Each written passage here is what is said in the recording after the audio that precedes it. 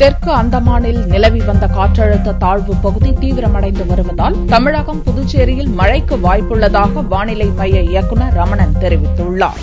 சென்னை மண்டல வானிலை மைய இயக்குநர் ரமணன் செவ்வாயன்று செய்தியாளர்களை சந்தித்தார். தெற்கு அந்தமான் பகுதியில் நிலவி வந்த காற்றழுத்த தாழ்வு பகுதி தீவிரமடைந்து செவ்வாய் காலை நிலவரப்படி தென்கிழக்கு வங்கக்கடலை ஒட்டியுள்ள பகுதியில் நீடிப்பதாக தெரிவித்த ரமணன், அடுத்த 24 மணி நேரத்தில் தமிழகம், புதுவையில் மழைக்கு வாய்ப்புள்ளதாக கூறினார். நேற்று தெற்கு அந்தமான் கடல் பகுதியில் நிலவி வந்த அந்த தாழ்வு பகுதியானது மேற்கு நோக்கி நகர்ந்து இன்று காலை 8 மணி அளவிலே தென்கிழக்கு வங்கக்கடல் மற்றும் அதை ஒட்டியுள்ள பகுதிகளில் ஒரு தாழ்வு பகுதியாக நீடிக்கின்றது.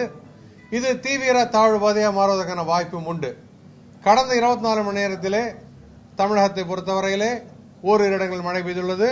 பதிவு செய்யப்பட்ட தரவின் அடிப்படையில் மிக அதிகமான மழை 9 சென்டிமீட்டர் கொடநாட்டில் பதிவாகியுள்ளது. அடுத்தபடியாக 8 சென்டிமீட்டர் கோத்தகிரியில் பதிவாகியுள்ளது. வாரம் 24 மணி நேரத்தை பொறுத்தவரையிலே தமிழகம் மற்றும் புதுச்சேரியில் ஒரு சில இடங்களில் நாம் மழை எதிர்பார்க்கலாம். சென்னை நகரை பொறுத்தவரை வானம் மேகமூட்டத்துடன் இருக்கும்.